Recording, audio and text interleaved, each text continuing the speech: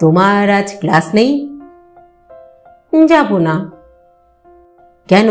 কোনোদিনই তো সেকেন্ড হাফে যাচ্ছ না, আননেসেসারি ডুব মারছ কেন? এখন তো সব থিওরি ক্লাস, না গেলেও তো চলে। সে কি কথা? ফিজিক্স নিয়ে পড়ছো, এদিকে থিওরির ক্লাস না করলে চলবে? তুমি তো আছো, তুমি আমার সব পেপার পড়িয়ে দিতে পারো না? এখন কোন পেপারটা পড়বে? তুমি বলো।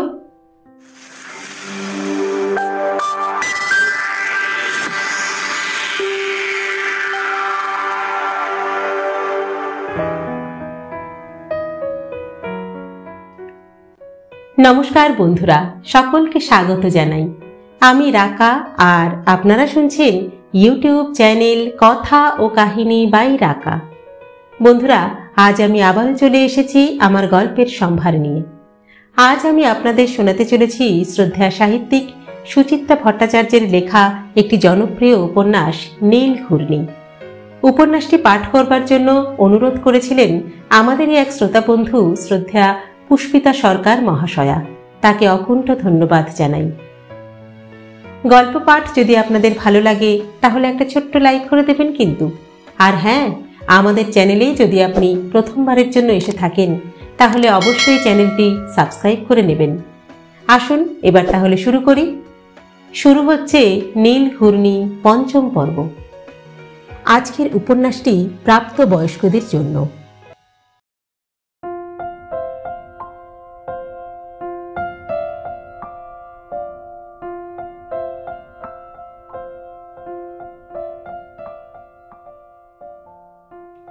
অদ্ভুত এক স্বপ্ন দেখছিল বোধিসত্ত্ব।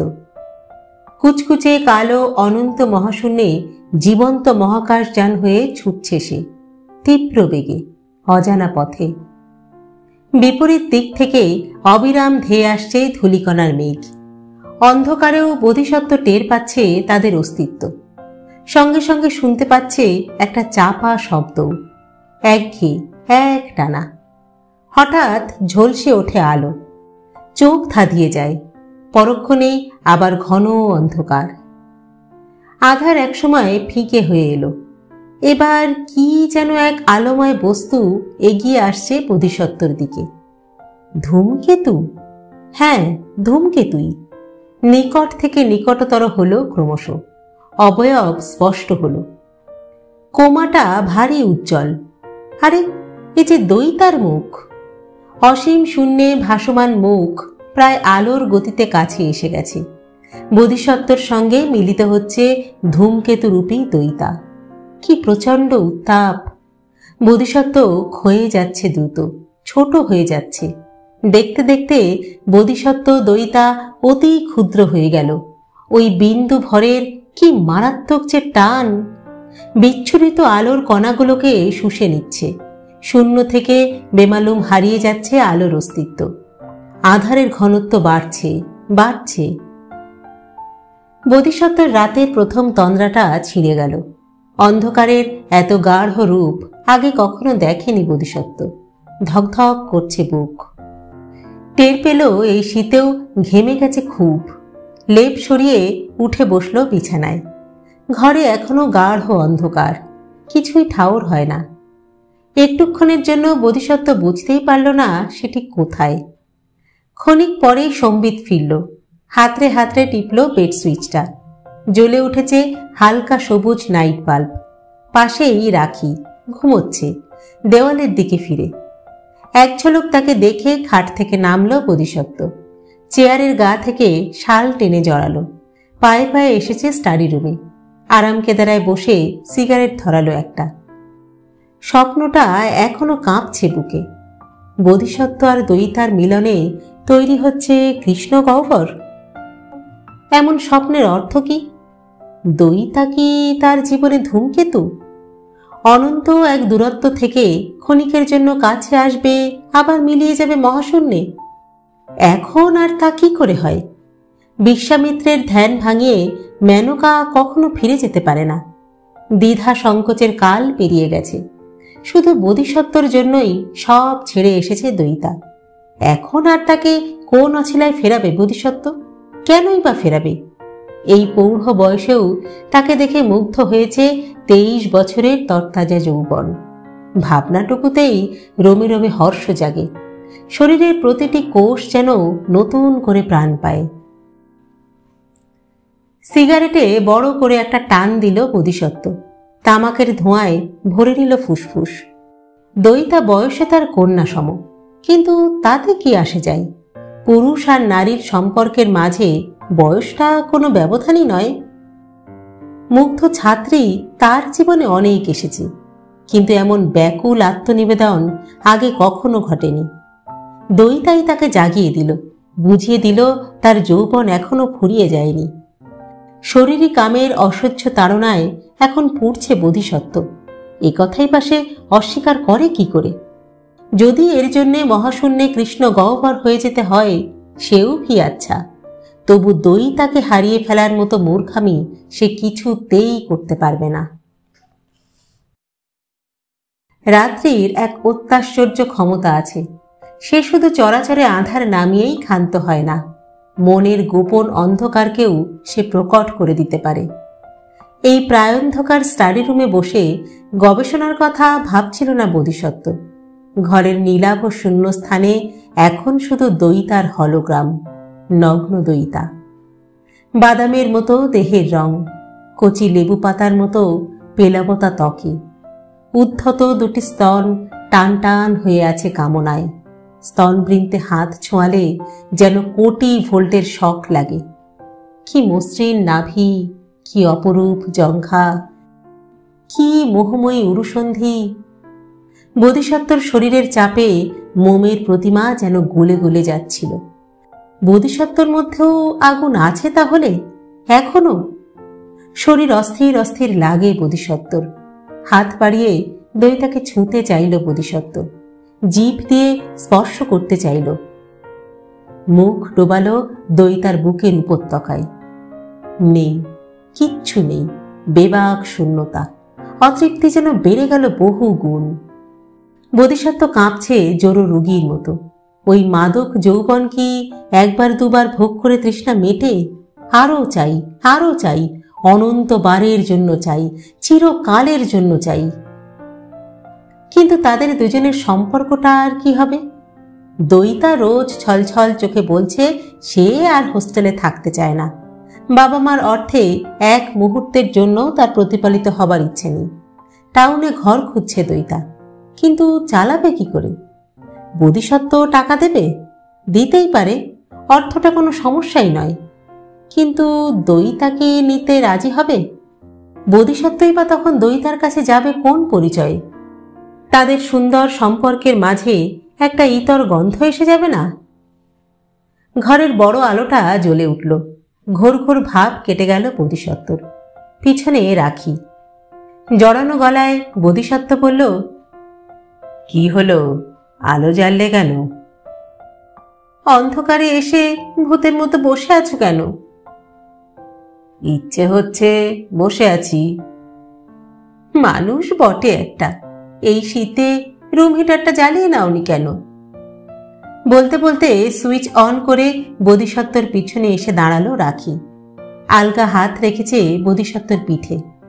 নরম গলায় জিজ্ঞাসা করল, ঘুম আসছিল না বুঝি? রাখির হাত অস্বস্তিকর রকমের ভারী ঠেকল বোধিসত্ত্বর। উত্তর না দিয়ে সরিয়ে দিল হাতখানা।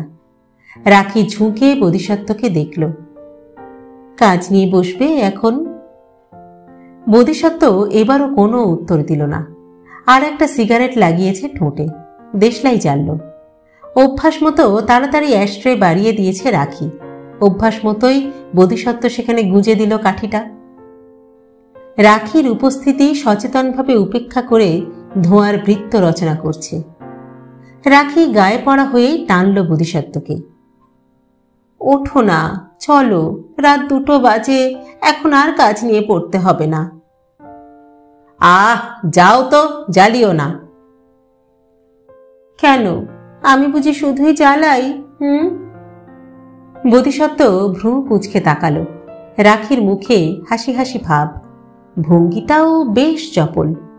চোখে কি যেন ইশারা করতে চাইছে। ওই বেঢপ 50 বছরের বুড়িটা কি বোঝে না যে তার মধ্যে কোনো রহস্যময়তা নেই? এই মহিলার সঙ্গে রমণও যা, পাশবালিশের সঙ্গে খেলা করাও তাই। মুহূর্তের জন্য নিজের উপর ধিক্কার জাগল বোধিসত্ত্বর। এই স্থূল রমণীটিকে দেখে এই কদিন আগেও কি করে বেসামাল হতো সে? শরীর মনের ক্লান্তি কাটানোর জন্য এই কি একটা উপকরণ? ছি! বোধিসত্ত্বর বিরক্তিটা পড়তে পারেনি রাখি। স্বামীর এক দৃষ্টিতে তাকিয়ে থাকা দেখে বুঝিবা একটু বিহ্বলী হয়ে গেছে সে। আদুরে ভঙ্গিতে আরও একটু ঘনিষ্ঠ হল। বোধিসত্ত্বর মাথা টেনে নিয়েছে বুকে। চলো না, চলো, ঠান্ডায় জমে যাচ্ছি যে এখানে। ঝট করে মাথা ছাড়িয়ে নিল বোধিসত্ত্ব। আহ, যাও না, তোমায় বারণ করেছে কে? কখনো কখনো এমন অপমানে মাথা নিচু করে চলে যায় রাখি। আজ কিন্তু নড়ল না, অপলক চোখে দেখছে বোধিসত্ত্বকে। তোমার কি হয়েছে বলো তো? কি আবার হবে? কিচ্ছু হয়নি। আমাকে তুমি লুকোতে পারবে না। কদিন ধরে দেখছি কেমন যেন মন মরা হয়ে আছো, ভাবছো কি যেন। ছেলেটা মাত্র 2 দিনের জন্য এলো, তার সঙ্গে ভালো করে একটা কথা পর্যন্ত বললে না। বোধিসত্ত্ব ঠোঁট বাঁকালো। আমার ভাবনার কথা তুমি যদি টেরই পেয়ে যেতে, তাহলে তো তুমি তুমি হতে না, আর আমিও আমি হতাম না। সে তো বটেই, আমি মুখ্য সূক্ষ্ম মানুষ। তোমার বড় বড় ভাবনার কথা আমি আর কি বা বুঝি বলো? তা জানোই যখন, তখন প্রশ্ন করছো কেন? বোধিসত্ত্ব ভারী কিশোরে বলে, যাও গিয়ে শুয়ে পড়ো। রাখি ঘর ছাড়ল না। বোধিসত্ত্বকে অবাক করে ডিভানে গিয়ে বসেছে। বোধিসত্ত্বর চোখে চোখ রাখল। শোনো, আমি মূর্খই হই আর যাই হই, কিন্তু ঠিক এই মুহূর্তে তুমি কি ভাবছো তা কিন্তু আমি বলে দিতে পারি। তাই নাকি? তা কি ভাবছি? ওই মেয়েটার কথা, দইতা। কেন ওই মেয়েটার কথা ভাববো কেন?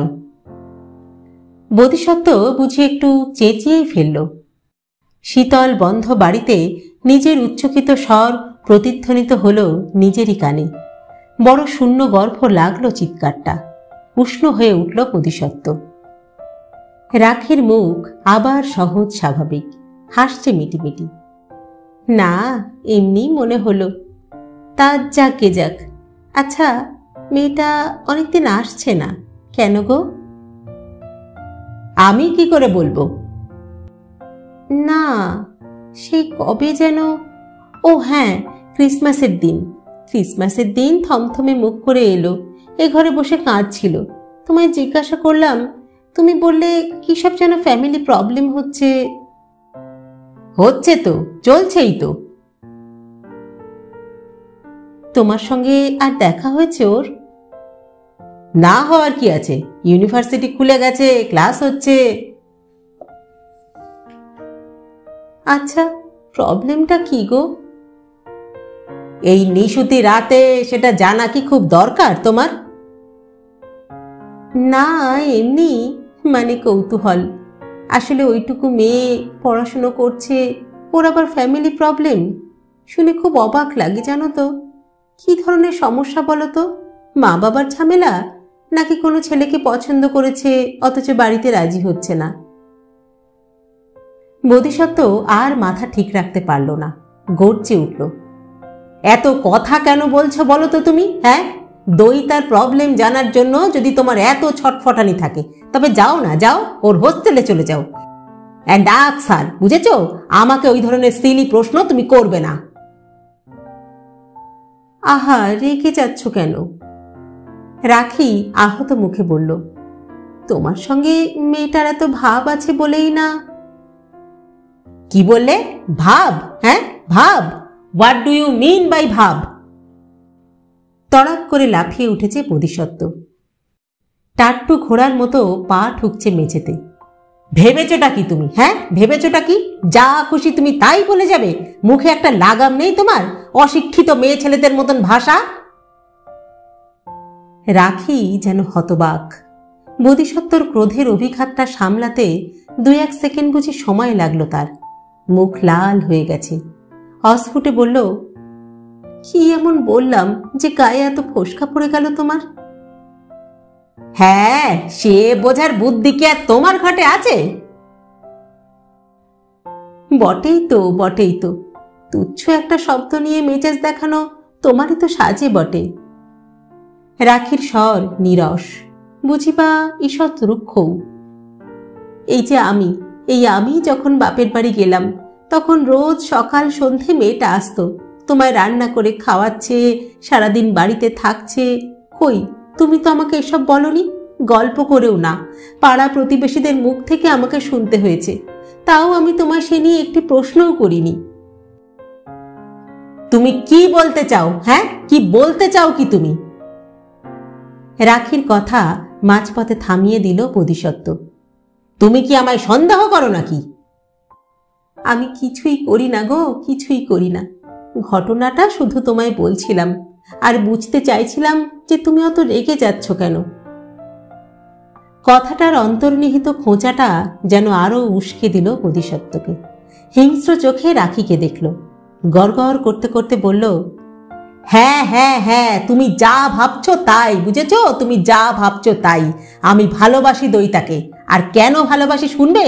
সহ্য করতে পারবে তুমি? বিকজ ইউ, তুমি তুমি তুমি এই তুমি আমার জীবনে অসহ্য হয়ে উঠেছো। তোমার সঙ্গে আমার কিচ্ছু মেলে না, নাথিং। থট না, ওয়েভলেন্থ না, কিচ্ছু না। আমার মতো লোকের একটা ইন্টালেক্টের ক্ষুধা থাকে, কিন্তু কোনো দিন তুমি সেটা মেটাতে পারোনি। বিয়ের এতকাল পরে তুমি এই সব বলছো? রাখির চোখ বিস্ফারিত হয়ে গেছে। আমাদের না একটা 20 বছরের ছেলে আছে। So what? যা সত্যি তা কোনো না কোনো দিন তো বলতেই হবে। তুমি একটি আদ্যন্ত বোদা, অত্যন্ত নগণ্য মহিলা, বুঝেছ? তোমার সঙ্গে 2 মিনিট কথা পর্যন্ত বলা যায় না। You don't deserve to my companion. তোমাকে যে এত বছর ধরে আমি টলারেট করেছি, সেটা তোমার বাপ 14 পুরুষের ভাগ্যি। দইতার কথা বলে আমাকে উত্তেজিত করো না, বুঝেছ? তুমি দইতার পায়ের নখের যোগ্যও নও। এ বাড়িতে থাকতে হলে মুখ বুজে থাকবে, আর দইতাকে নিয়ে কখনো একটা প্রশ্নও নয়। ঢুকেছে তোমার মাথায় কথাগুলো? রাখি যেন বিদ্যুৎ স্পৃষ্ট, চোখের পাতাও পড়ছে না তার। বজ্রাহত পোড়া গাছের মতো দাঁড়িয়ে রইল কিছুক্ষণ, তারপর প্রায় টলতে টলতে বেরিয়ে গেছে ঘর থেকে। বোধিসত্ত্ব ফিরে তাকানোরও প্রয়োজন মনে করল না, আবার আরাম কেদারায় বসেছে। এক ঝটকায় কথাগুলো বলে ফেলে চাপা একটা মুক্তির উল্লাস জাগছে ভেতরে। আর অনাবশ্যক গোপনীয়তার খেলা খেলতে হবে না, বিবেকের কামড় থেকেও যেন রেহাই মিলল। তবু কি যেন একটা ফুটছে। রাখিকে তো কথাগুলো বুঝিয়েও বলা যেত, এত রূঢ় হওয়ার কি প্রয়োজন ছিল? একটু আবরণ থাকলে রাখি হয়তো যন্ত্রণাটা কিছু কম পেত। রাতে আর ঘরে গেল না বোধিসত্ত্ব। রুম হিটারের তাপে স্টাডি রুম বেশ উষ্ণ হয়ে গেছে। ডিভানে একটা কম্বল রাখাই থাকে। কম্বলটা জড়িয়ে শুয়ে পড়ল বোধিসত্ত্ব, গুটিসুটি মেরে। মাথা গরম হয়ে আছে, ঘুম আসতে চাইছে না। একটু হয়তো তন্দ্রা আসে, আবার ছিঁড়ে ছিঁড়ে যায়, আবার কখনো চোখ জড়িয়ে আসে। বার কয়েক উঠল, বাথরুমে গেল, অপাঙ্গে দেখল নিজেদের শোয়ার ঘর। দরজা ভেজানো, ভেতরে কোনো সারা শব্দ নেই, কান্নারও না। ভোররাত্রে ঘুমিয়ে পড়ল বোধিসত্ত্ব। চোখ খুলল রূপচাঁদের ডাকে, বাবু চা এনেছি। ধুমায়িত পেয়ালা হাতে বোধিসত্ত্ব ড্রয়িং রুমে এলো। রাখি উঠে পড়েছে, কাজ করছে রান্নাঘরে। অন্যদিন এ সময়ে রাখি অন্তত একবার এসে বসে সোফায়, একসঙ্গে চা খায়। আজ এলো না। অভিমান হয়েছে খুব। তুচ্ছ অনুভূতিগুলোকে প্রশ্রয় দেওয়া বাহুল্য বলে মনে হলো বোধিসত্ত্বর। থাক, 2 দিন গেলে আস্তে আস্তে সয়ে যাবে। চা শেষ করে বাথরুমে ঢুকল বোধিসত্ত্ব। গিজার অন করাই ছিল, জলে পরিমিত উত্তাপ। তোয়ালে, সাবান, দাড়ি কামানোর সরঞ্জাম সব কিছুই নিখুঁতভাবে সাজানো, যেমনটা থাকে। এমনকি দরজায় রবারের চটিটা পর্যন্ত। স্নান সেরে বেরিয়ে দেখল ব্রেকফাস্ট রেডি। টোস্ট, পোচ, কলা। যা নিত্যদিন খেয়ে মর্নিং সেশনে ইউনিভার্সিটি ছোটে বোধিসত্ত্ব। শোয়ার ঘরের বিছানাতেও বোধিসত্ত্বর শার্ট, ট্রাউজার, সোয়েটার সব রাখা আছে অন্য দিনের মতো। একটু বেশি নীরবতা ছাড়া সংসারে কোথাও কোনো ছন্দপতন নেই, সবই বাঁধা লয়ে বহমান। ফুল স্লিভ সোয়েটারটা গলিয়ে বোধিসত্ত্ব ডাইনিং টেবিলে এলো, হাতে খবরের কাগজ, হেডিংয়ে চোখ বোলাচ্ছে। কাগজের ওপার থেকে হঠাৎই রাখির গলা শুনতে পেল। তোমার সঙ্গে আমার একটু কথা ছিল। বোধিসত্ত্ব কাগজ সরিয়ে রাখল, ঝলক দেখল রাখিকে। বাসি খোঁপা এলোমেলো, কয়েকটি রূপলি চুল এসে পড়েছে কপালে। অসম্ভব শুকনো লাগছে রাখির লাবণ্যহীন মুখ, শীতের খড়ি ওঠা ওঠা। তবে মুখটা বড় শান্তও লাগে, একটি রেখারও ওঠা পড়া নেই সেখানে। বোধিসত্ত্ব গলা ঝাড়ল। হ্যাঁ বলো। দুপুরের খাবারটা ঢাকা দেওয়া থাকবে, রূপচাঁদকে বলে রেখেছি গরম করে দেবে তোমাকে। বোধিসত্ত্ব চোখ কুঁচকে তাকালো। কিছু বলার আগেই রাখি আবার বলে উঠল, আমি আজ 10:51 ট্রেনে চলে যাচ্ছি। কোথায়? রাখি উত্তর দিল না, বুঝি প্রয়োজনও মনে করল না। রান্নাঘরে গিয়ে কফি করে আনলো, পেয়ালায় মেপে 8 চামচ চিনি দিল, নাড়ছে একটু যেন অনাবশ্যক দীর্ঘ সময় ধরে। হাতে 1 পিস টোস্ট তুলে নিয়েও নামিয়ে রাখল বোধিসত্ত্ব। তুমি কি লেক টেরেসে যাচ্ছ? উত্তর নেই। ফিরছ কবে জানতে পারি? জানার কি তোমার কোনো প্রয়োজন আছে? একটু বেশি বাড়াবাড়ি হয়ে যাচ্ছে না? রাখি গলা নামিয়ে বলল, মেয়ের বয়সী একটা মেয়ের সঙ্গে নোংরামি করার থেকে এটা অনেক কম বাড়াবাড়ি। অজান্তেই মুঠো শক্ত হয়ে গেল বোধিসত্ত্বর। শব্দ করে চেয়ার সরিয়ে উঠে পড়েছে। স্টাডি রুমে ঢুকলো একবার, তারপর হনহন করে বেরিয়ে গেল রাস্তায়। মর্নিংয়ে আজ একটাই ক্লাস, এমএসসি ফার্স্ট ইয়ার। ক্লাসটা মন দিয়ে করাতেই পারল না বোধিসত্ত্ব, ক্ষণে ক্ষণে অন্যমনস্ক হয়ে পড়ছে। কোনো ক্রমে বেল পড়া অবধি কাটিয়ে ফিরে এলো নিজের রুমে। ঝিম ধরা মুখে বসে রইল সারা সকাল। শামীমের সঙ্গে বসার কথা ছিল আজ নিজের রুমেই, শরীরে জুত নেই এই অজুহাতে কাটিয়ে দিল ছেলেটাকে। বাড়ি যেন তাকে টানছে, অথচ যেতে পা সরছে না। বড় বিচিত্র অনুভূতি। বোধিসত্ত্বর কি ভয় করছে? বিবেকের দংশন হচ্ছে? নাকি নিছকে এক আশঙ্কা তাকে আচ্ছন্ন করে দিচ্ছে? একটা দীর্ঘকালীন অভ্যাস তাকে ছেড়ে চলে যাবে, এই ভাবনাতে বুঝি এতটুকু স্বস্তি নেই। সত্যি সত্যি যখন বাড়ি ফিরল, অন্য এক অনুভবে ছেয়ে গেল হৃদয়। নির্জন বাংলো মহাশূন্যের মতো খাঁ খাঁ লাগছে। কত সময় তো থাকে না রাখি, কিন্তু কই তখন তো এমন লাগে না। চলে যাবে এই ঘোষণাটাই কি বাড়িটাকে ফাঁকা করে দিয়েছে আজ? চতুর্দিকে শুধু রাখির ছোঁয়া, সোফায়, পর্দায়, মেঝে, ডাইনিং টেবিলে, বাথরুমে, শোয়ার ঘরে, এমনকি স্টাডিতেও। দেখতে দেখতে শরীরের সমস্ত উদ্যম নিঃশেষ হয়ে আসছিল বোধিসত্ত্বর। দইতাকে নিয়ে বেশ কিছুদিন চনমনে ছিল দেহ, আজ আবার অবসন্নতাটা ফিরে আসছে। খেয়ে উঠে নিয়ম ভাঙল বোধিসত্ত্ব, আর ইউনিভার্সিটি গেল না। সারা দুপুর নিঝুম বিছানায় শুয়ে রইল। শীতের বাতাস সরসর ধ্বনি তুলছে বাইরের শুকনো পাতায়। জানলায় চোখ রাখলে দৃষ্টি যায় বড় বড় ডালিয়ায়, সাদা, হলুদ, মেরুন, খয়েরি। দেখলেই বুক ব্যথিয়ে ওঠে। সত্যি চলে গেল রাখি? বোধিসত্ত্বকে ছেড়ে চলেই গেল? দুপুর গড়িয়ে বিকেল এলো। বিকেল আর কতটুকুই বা এখন, আসতে না আসতেই সন্ধে। বোধিসত্ত্ব সুস্থিত হচ্ছিল ক্রমশ। অন্য এক নারী চুম্বকের মতো টানছে এবার। চুম্বক আকর্ষণ নয়, এ যেন মহাকর্ষ, অসীম দূরত্ব থেকেও যা টের পাওয়া যায়। হৃদয়ের দোদুল্যমানকে ভেঙে ফেলল বোধিসত্ত্ব। রূপচাঁদকে ছুটি দিয়ে বেরিয়ে পড়ল পথে। সোজা লাইব্রেরি গিয়ে নিজের কিউবিকলে বসে রইল খানিকক্ষণ। ঘড়ি দেখছে ঘন ঘন। দ্রুতগামী সময় আজকেই বা এত ধীরে চলে কেন? 7:30 নাগাদ ছায়া পড়ল কিউবিকলে। সঙ্গে সঙ্গে বিজ্ঞানী বোধিসত্ত্ব মজুমদারের চোখের মনি জল, বুকে লাবডুব লাবডুব। কি অপরূপ সাজে সেজেছে আজ দইতা! সালোয়ার কামিজ নয়, শাড়ি পরেছে আজ। গাঢ় নীল রং জরিপার শাড়ি, গায়ে নীল শাল, কপালে নীল টিপ। এ কি অভিসারের সাজ, নাকি দইতা আজ আকাশ হয়েছে? আজই কেন শাড়ি পরল দইতা? সংখ্যা আর অক্ষরের অরণ্যকে সরিয়ে রাখল বোধিসত্ত্ব। বেরিয়ে পড়েছে দইতার সঙ্গে, হাঁটছে কুয়াশা মাখা শীতার্থ পথ ধরে। চুপচাপে ছিল দুজনে। একসময় বোধিসত্ত্বই কথা বলল, তোমার কি আজ ফেরার তাড়া আছে? আমার তো কোনো দিনই তাড়া থাকে না। দইতা ঝকঝকে দাঁত মেলে হাসল। আমার সময় তো আপনার হাতে। আহ, আবার আপনি কেন? কত দিন না বলেছি তুমি বলবে। দইতা কুলকুল হাসল।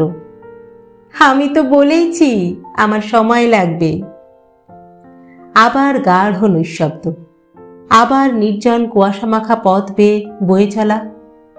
একসময় বোধিসত্ত্ব বলল, শোনো, তোমাকে আর টাউনে ঘর দেখতে হবে না, বুঝেছ? কেন? তুমি আমার কাছে থাকবে। কি থাকবে তো? আমি তো থাকতেই চাই, কিন্তু। কোনো কিন্তু নয়, তুমি আমার সঙ্গে আমার বাড়িতে থাকবে। দইতা কেঁপে উঠল। হ্যাঁ, তা কি করে সম্ভব? অনেকটা শীতল বাতাস ফুসফুসে ভরে নিল বোধিসত্ত্ব। উষ্ণ দীর্ঘ শ্বাস ফেলল একটা। মৃদু স্বরে বলল, রাখি নেই, চলে গেছে। সে কি? কবে? কেন? আজই। কাল রাতে আমি তাকে সব বলেছি। সে কি? কি বলেছেন? Truth, absolutely truth, nothing but the truth. কথাগুলো যেন দইতাকে নয়, নিজেকেই বলল বোধিসত্ত্ব। দইতা সম্পূর্ণ নীরব হয়ে গেছে। মাথা নিচু করে হাঁটতে হাঁটতে ভাবছে কি যেন। বাড়ির সামনেটা এসে দাঁড়িয়ে পড়ল স্থাণুবৎ। বোধিসত্ত্ব হাত ধরল দইতার।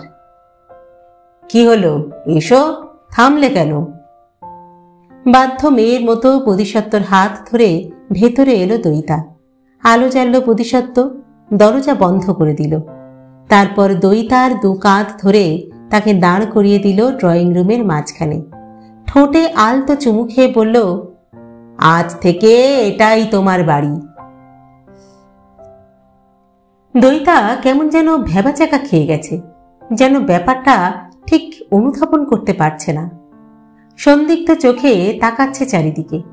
বুঝিবা তার মনে হচ্ছে এক্ষুনি কোনো ঘর থেকে যেন বেরিয়ে আসবে রাখি, ঘাড় ধরে বলবে, বেরো। অস্ফুটে বলে উঠল, আমার আমার খুব ভয় করছে। ভয়? কিসের ভয়? জানি না। আমি তো আছি। আবার দইতার ঠোঁটে ঠোঁট রাখল বোধিসত্ত্ব। প্রখর হচ্ছে কামনা। বোধিসত্ত্বর ওষ্ঠ শুষে নিচ্ছে দইতার প্রাণরস। দুহাতে আঁকড়ে ধরেছে দইতাকে। জিভে জিভে ঘর্ষণ হচ্ছে। টের পাচ্ছে দইতার হাতও উঠে আসছে তার পিঠে। সেও যেন ছটফট করছে তৃষ্ণায়। বোধিসত্ত্ব মুখ সরিয়ে নিল। গাঢ় চোখে দেখছে দইতার চোখের মণিতে। ভয় কাটছে? দইতা মাথা দোলালো। জানি না। এই তো চেয়েছিলে তুমি, নয় কি? দইতা চোখ নামিয়ে নিল। জানি না। বোধিসত্ত্বর স্বর গাঢ়তর হল। তুমি আমার জন্য যদি সবাইকে ছাড়তে পারো, তবে আমি তোমার জন্য কিছু ছাড়তে পারি না? কিন্তু এটা কি উচিত হলো? কেন তুমি ওকে চলে যেতে বললে? আমি নয় তোমায় দূর থেকেই। আহ, এখন কি এসব ভাবার সময় দইতা? অতীত কবরে যাক, আমাদের এখন সামনে শুধুই ভবিষ্যৎ। শোনো, যত তাড়াতাড়ি সম্ভব আমি রাখির কাছে ডিভোর্স চাইব। আশা করি ও কোনো ঝঞ্ঝাট পাকাবে না। বড় জোর কিছু অ্যালিমানি চাইতে পারে, সে না হয় দিয়ে দেওয়া যাইবে। আর চাইলে বাবু আমার পয়সাতে পড়াশোনাটাও কন্টিনিউ করতে পারে। দইতা বোধিসত্ত্বর মুখে হাত চাপা দিল, সরেও গেল যেন একটু। বোধিসত্ত্ব অবাক হলো।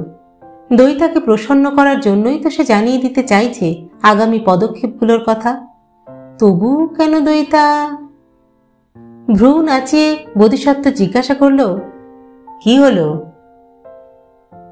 কিছু না, আজ ওসব কথা থাক। বোধিসত্ত্ব নিশ্চুপ হয়ে গেল। পলকের জন্য রাখির মুখ ভেসে উঠেছে সামনে। এক ঝলক যেন বাবুয়াকেও দেখতে পেল। দুদিকে জোরে জোরে মাথা ঝাঁকালো বোধিসত্ত্ব। বিড়বিড় করে বলল, আচ্ছা থাক তবে, এসো কাছে এসো।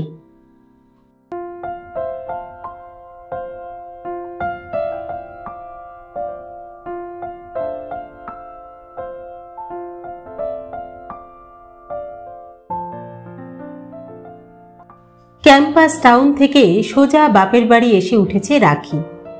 না, ঠিক সোজা নয়। প্রথমে একবার লেক টেরেসে গিয়েছিল বাবুয়ার কাছে। স্বামীকে ছেড়ে আসার সঙ্গে সঙ্গে ছেলের সান্নিধ্যটুকু বড় প্রয়োজন ছিল তার। থাকবো না করে সেখানেও থেকে গেল একটা রাত। বাবুয়া যথেষ্ট বুদ্ধিমান ছেলে। মার ঘন মেঘে ছাওয়া মুখ দেখে সে বুঝি কিছু আন্দাজ করেছিল। একবারের বেশি দুবার বলতে হয়নি বাবুয়াকে। একটিও প্রশ্ন না করে সে চলে এসেছে মার সঙ্গে। মুখ ফুটে রাখি কাউকেই কিছু বলেনি, শ্বশুর বাড়িতেও না, বাপের বাড়িতেও না। বিয়ের দুযুগ পরে দেবতুল্য স্বামী এক হাঁটুর বয়সী মেয়েতে আসক্ত হয়েছেন। এ কথা কি করে উচ্চারণ করে রাখি? কিন্তু তা বলে কি চাপা আছে ঘটনাটা? মোটেই না। সকলেই যে যার মতো করে বুঝে নিয়েছে। মারাত্মক কিছু না ঘটলে যে রাখির মতো স্বামী অন্তঃপ্রাণ মহিলা বোধিসত্ত্বকে ছেড়ে আসার পাত্রী নয়, সে কথা আত্মীয় মহলে কে না জানে। তাছাড়া স্ক্যান্ডেলের একটা নিজস্ব সৌরত্ব আছে, তাই যতই গোপন করার চেষ্টা হোক তা ছড়াবেই।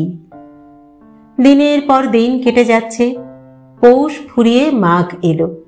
রন্টু মিত্রা এখনো আদর যত্ন করছে খুব, এবার যেন একটু বেশি বেশি। ভাইপো ভাইজিরা বড্ড বেশি পিসিমণি করে পায়ে পায়ে ঘুরছে। রাখির ঠিক ভালো লাগছে না, কিচ্ছু ভালো লাগছে না। জিভ বিস্বাদ, দিন বিবর্ণ, রাত অসহ্য। অপমানটা যেন সর্বক্ষণ পাঁকের মতো লেগে আছে গায়ে। উফ, কি চূড়ান্ত নির্বোধ সে! কি অদ্ভুতভাবে বোকা বনে গেল!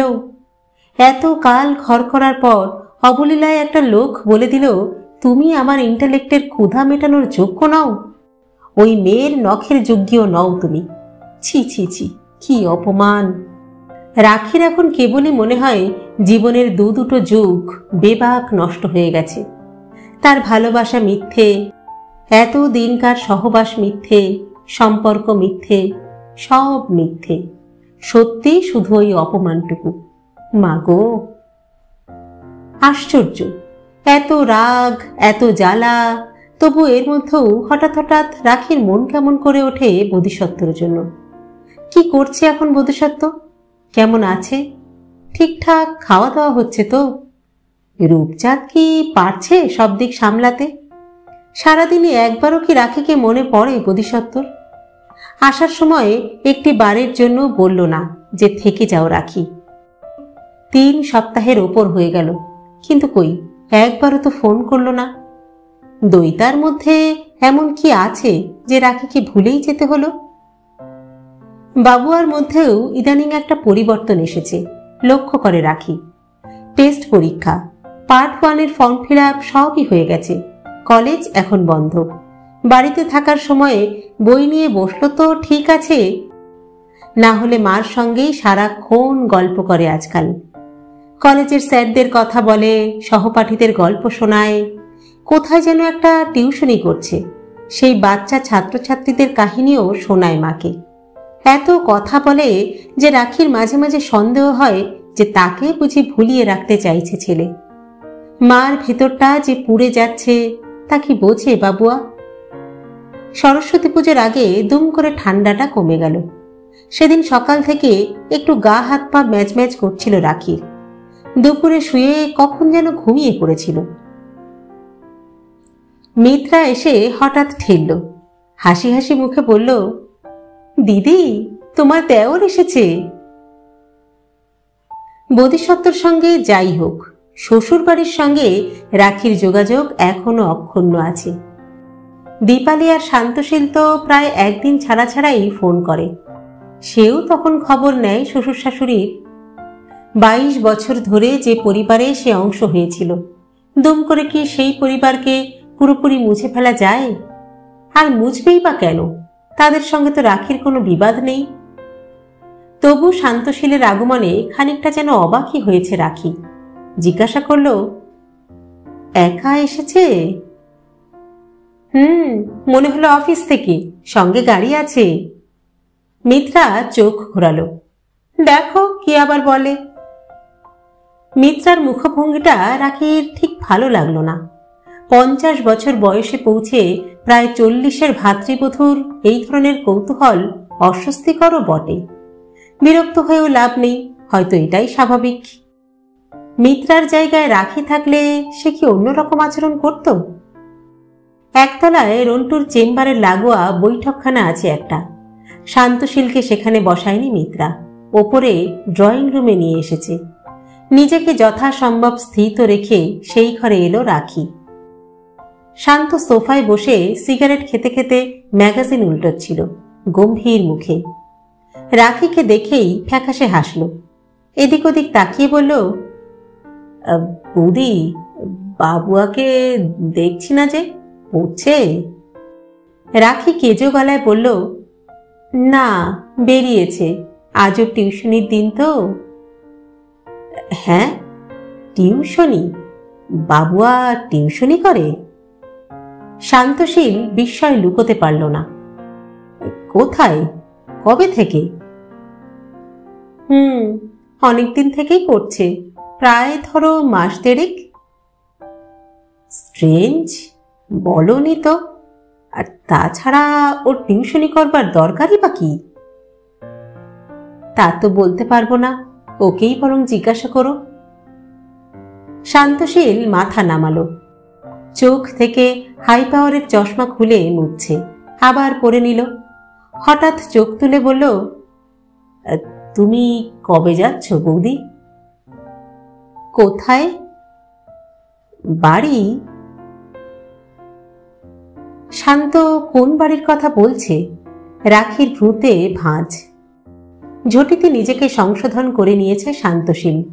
বলছিলাম, অনেকদিন তো বাপের বাড়িতে হলো, এবার লেক টেরেস চলো। ও, তার মানে বোধিসত্ত্ব তাকে ফেরত আনার জন্য পাঠায়নি। রাখি স্থির চোখে তাকালো। কেন? কেন আবার কি? আমরা তোমাদের মিস করছি বৌদি। দীপালি, আমি, বাবা, মা, জুলি, মিলি, সকলে। একবারও বোধিসত্ত্বর নাম করল না। রাখি মলিন হাসল। এই কথা বলতে এত দূর থেকে দৌড়ে এলে? তা ফোনে বললেই তো হতো। মিত্রা চা এনেছে, সঙ্গে প্লেটে সন্দেশ, রসগোল্লা, আঙুর, কাজু বাদাম, চানাচুর। শান্তশীল হাঁ হাঁ করে উঠল। আমলই দিল না মিত্রা। মুচকি হেসে চলে গেল ঘর ছেড়ে। অন্য সময় শান্ত দীপালিরা এলে সামনে বসে মিত্রা, দুটো কথা বলে। আজ যে সে একটুক্ষণও থাকবে না তা জানে রাখি, আর এই জানাটাই রাখিকে বেশি পীড়া দিচ্ছিল। অস্বস্তিটাও বেড়ে যাচ্ছিল আরও। শান্তশীল প্লেটের দিকে তাকালোই না, শুধু চায়ের কাপটা টেনেছে। চুমুক দিয়ে বলল, বুঝতেই তো পারছো বৌদি কেন আমি এসেছি। না, আমি সত্যি বুঝতে পারছি না। আহ, কাম অন বৌদি, বি প্র্যাকটিক্যাল। তুমি এরকম অনির্দিষ্টকাল ধরে এখানে তো আর থাকতে পারো না। শান্তশীল গলা নামালো। এটা একটা ফ্যামিলি প্রেস্টিজেরও তো ব্যাপার। বাবুয়াটাকেও নিয়ে চলে এলে। বাবুয়াকে আমি তো আনিনি। রাখির স্বর ভারী হয়ে এলো। বাবুয়া স্বেচ্ছাতেই এসেছে। ওকে ওকে, কিন্তু এ কথা তো মানো যে তোমরা এখানে পড়ে থাকলে আমাদের খারাপ লাগে। কথাটা রাখির পছন্দ হলো না। সে যে এখানে কেন আছে তা নিশ্চয়ই এখন আর শান্তর অজানা নয়। তারপরে ঢঙের কথাবার্তার কোনো মানে হয়? রাখি চোখ কুঁচকল। তোমাদের আর কিছু খারাপ লাগে না? শান্তশীল একটু চুপ করে থেকে বলল, দেখো বৌদি, খারাপ তো আমাদের অনেক কিছুতেই লাগে, কিন্তু সব কিছুর উপর তো আর আমাদের হাত নেই। তাও হয়তো তুমি ইম্পালসের মাথায় না চললে। শান্তশীল ঝুঁকে কাপটা নামিয়ে রাখল।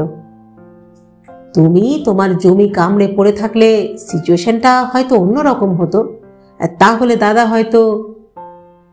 রাখি সন্দিগ্ধ চোখে তাকালো। তোমার দাদার সঙ্গে তোমার দেখা হয়েছে? শান্তশীল চুপ। গেছিলে তুমি ওখানে? এবারেও কোনো উত্তর নেই। তা কি দেখলে? রাখি আর স্থৈর্য রাখতে পারল না। চুপ করে থেকো না শান্ত, বলো। শান্তশীল অন্যদিকে মুখ ফিরিয়ে নিল।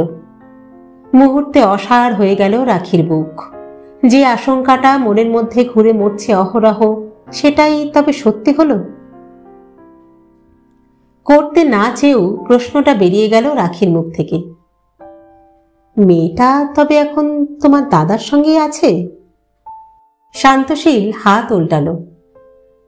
বাবা মা জানেন? শুনেছেন। ও, তা কি বলছেন তারা? আহ বৌদি, ছাড়ো না এসব কথা।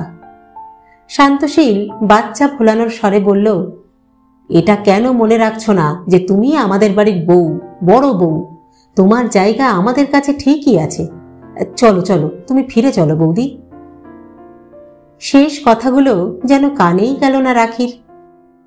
হিস্টেরিয়াগ্রস্ত রোগীর মতো বিকৃত হয়ে গেছে তার মুখ। হিসহিসিয়ে বলে উঠল, একটু আগে তুমি ফ্যামিলি প্রেস্টিজের কথা বলছিলে না? আমি এখানে থাকলে তোমাদের সম্মানহানি হয়, হ্যাঁ? আর তোমাদের দাদা যা করছে তাতে বুঝি তোমাদের মুখে চুনকালি পড়ল না, না? দাদার কথা আলাদা বৌদি, আমরা কেউই দাদাকে সাপোর্ট করছি না, কিন্তু একটা কথা তো মানতেই হবে যে হি ইজ আ জিনিয়াস, এবং জিনিয়াসদের এ সমস্ত পদস্খলন তো ঘটেই থাকে। এমন ঘটাটা হয়তো অন্যায়, তবে আমাদের কমন নীতিবোধ দিয়ে এইসব মানুষদের বিচার করাটাও বোধহয় ঠিক নয়। তাছাড়া আর একটা বাস্তব কথা কি জানো, এইসব ইনভলভমেন্ট কিন্তু বেশি দিন টেকেও না। এই তো দেখলাম তো মেয়েটাকে, ওই মেয়ে কদিন থাকবে দাদার কাছে? হ্যাঁ, ও দুদিন বাদেই কেটে পড়বে। এখন এই ক্রাইসিসের মোমেন্টে তোমাকেই তো শক্ত হতে হবে। তুমি এই সময় হাল ছেড়ে দিলে চলবে কেন? বাহ রে বাহ, জিনিয়াসের স্ত্রী হয়েছে বলে কি তাকে সর্বংসহা হতে হবে? অন্য এক মেয়ের সঙ্গে আশনাই চালাবে তার বর, আর তাকে গালে হাত দিয়ে অপেক্ষা করতে হবে কবে কখন মতি ফিরবে স্বামীর।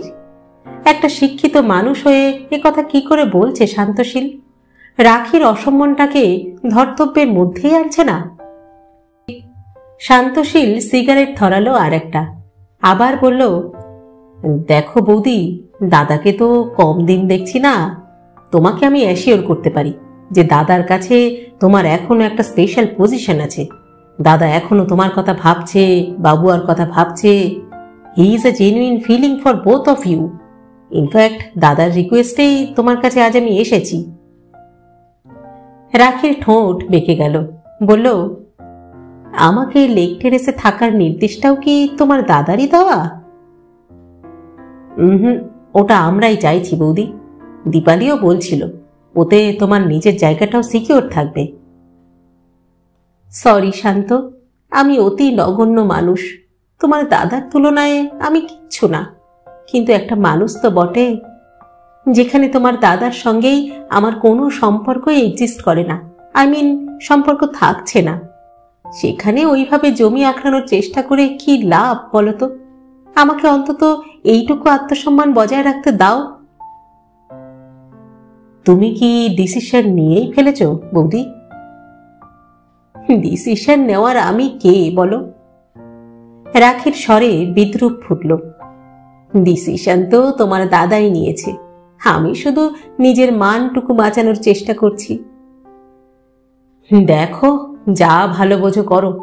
আমার শুধু খারাপ লাগছে বাবু আর কথা ভেবে। আফটার অল ও তো আমাদের বাড়ির ছেলে।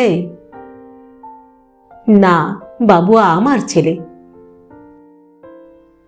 এসব কিন্তু তোমার জেদাজেদির কথা বৌদি। আর তাছাড়া তুমি চাইলেই কি বাবু আর বংশ পরিচয়, পিতৃ পরিচয় সবকিছু মুছে যাবে? খ্যাতিমান বাবায় তারও তো কিছু অধিকার আছে, আর সেটা তো তুমি কেড়ে নিতে পারো না। আমি কেন কাটতে যাব শান্ত?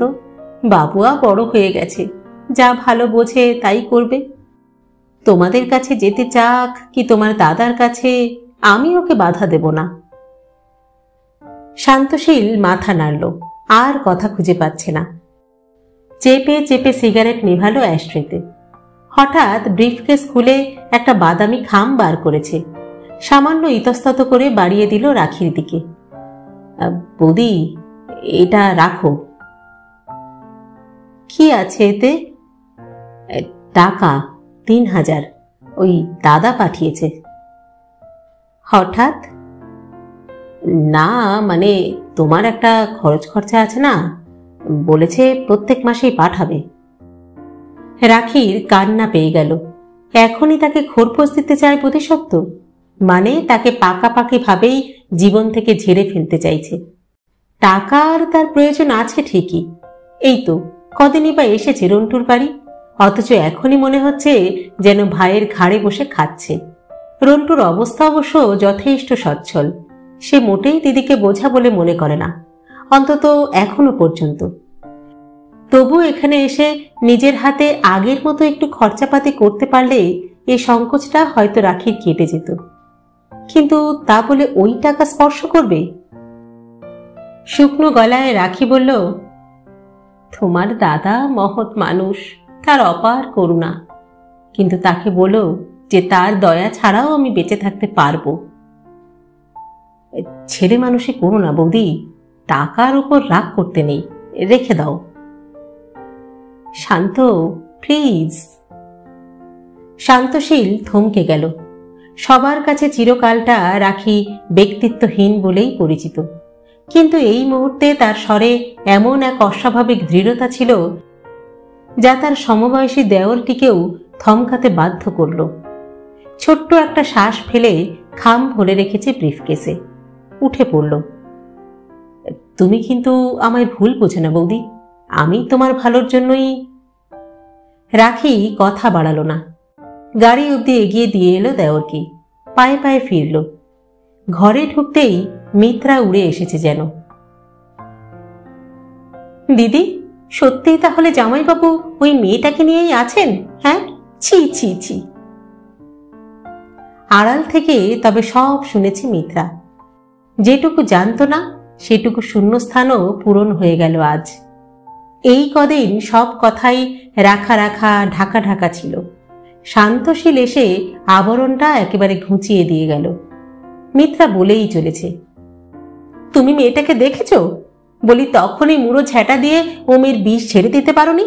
আর জামাইবাবুকেও বলি হারি যাই, সত্যি বুড়ো বয়সে ভীমরতি। হ্যাঁ, কিন্তু তোমার কিন্তু বাবু দিদি আরো শক্ত হওয়া উচিত ছিল। রাখির উত্তরের জন্য অপেক্ষা করছে না মিত্রা, নিজে নিজেই বকে যাচ্ছে। তার ক্ষোভটা খুব স্বতঃস্ফূর্ত, টের পাচ্ছিল রাখি। একই সঙ্গে মনে মনে সিঁটিয়েও যাচ্ছিল, এ বাড়িতে তার যথেষ্ট সম্মান আদর, শুধু রন্টুর দিদি বা সূর্যকান্ত চৌধুরীর মেয়ে বলেই নয়, ওই বোধিসত্ত্ব মজুমদারের স্ত্রী বলেও তার একটা বিশেষ আসন আছে এ বাড়িতে। আজ সেই মানুষটাকেই প্রাণ ভরে গাল পাচ্ছে মিত্রা। অর্থাৎ রাখিরও এ বাড়িতে মর্যাদাটা এবার কমে এলো। সন্ধেবেলা রন্টু এসেও ঘরে দাপাতে শুরু করলো। দিদি, বলি মিত্রা যা বলছে সেটা কি ঠিক? 6 বছরের ছোট ভাইয়ের সঙ্গে এই নিয়ে কথা বলতে প্রবৃত্তি হচ্ছিল না রাখির, তবু ঘাড় নাড়ল। তুই আমায় কথাটা আগে বলিসনি কেন? দেখতাম জামাইবাবুর কত সাহস তোকে বাড়ি থেকে তাড়ায়। রাখি মৃদু প্রতিবাদ করার চেষ্টা করল। তোর জামাইবাবু আমায় তাড়ায়নি রে, আমি নিজেই চলে এসেছি। থাক থাক, আর জামাইবাবুকে তোকে গার্ড দিতে হবে না। এই করে করেই তো লোকটার মাথাটা খেয়েছিস। বিজ্ঞানী, চোখের চামড়া নেই, বজ্জাতের ধাড়ি। এই যে সারাটা জীবন ধরে চোখ বুজে লোকটার সেবা করে গেলি, তা কি পেলি ভেবে দেখ দেখি একবার। কথাগুলো রাখিরও মনের কথা, তবু রন্টুর মুখে শুনতে মোটেই ভালো লাগছিল না। কিন্তু একবার যখন শুরু হয়ে গেছে, রন্টুকে আর থামায় কে? রীতিমতো জেরা শুরু করে দিয়েছে এবার। তোকে নাকি টাকা পাঠিয়েছিল জামাইবাবু? হ্যাঁ? রাখি ঘাড় নাড়ল। আমার বাড়িতে আমার দিদি রয়েছে, সেখানে আবার টাকা পাঠায়? হ্যাঁ, যদি সত্যি তোর টাকার দরকার হয় তবে ওই টাকা আমি ওর গলায় গামছা দিয়ে বের করে আনবো, দেবো একটা অ্যাডাল্টারি মামলা ঠুকি, মাইনেটা পর্যন্ত একেবারে অ্যাটাচড হয়ে যাবে। কিরে দিদি, দেব? পাঠাবো একটা নোটিশ? রাখি সন্ত্রস্তভাবে বলল, এক্ষুনি ওসব করার দরকার নেই রন্টু, কটা দিন যাক। দেখ তুই যা ভালো বুঝিস। তবে হ্যাঁ, ভাই হয়ে আমি তোর কাছে হাত জোর করছি দিদি, ভুলেও কিন্তু আর তোর শ্বশুর বাড়িতে যাস না। আমি তোকে লিখে দিতে পারি, আজ হোক কাল হোক ওরা ওদের দাদার পাশেই গিয়ে দাঁড়াবে, বুঝলি? তখন তোকে আরো অনেক বেশি অপমানিত হয়ে ওই বাড়ি ছেড়ে চলে আসতে হবে। বাবুয়া ফিরুক, আমি বাবুয়ার সঙ্গেও খোলাখুলি কথা বলে নিচ্ছি। আমি শিওর ও তোর দিকেই থাকবে। আর ভাবনা করার তো কিছু নেই, এ বাড়ি তো তোরও বাড়ি, এই বাড়িতে তোরও অংশ আছে, তুই তো নিজের জোরে এখানে থেকে যা। রন্টু কি একটু বেশিই সহানুভূতি দেখাচ্ছে না? কেন এই সহানুভূতিটাকে নাটকে আস্ফালনের মতো শোনায়? কোথায় মনের জোর বাড়বে তা নয়, রাখির মধ্যে চারিয়ে যাচ্ছে এক হীনমন্যতা বোধ। এ বাড়িতে তারও অংশ আছে কথাটা বলে কি স্মরণ করাতে চায় রন্টু?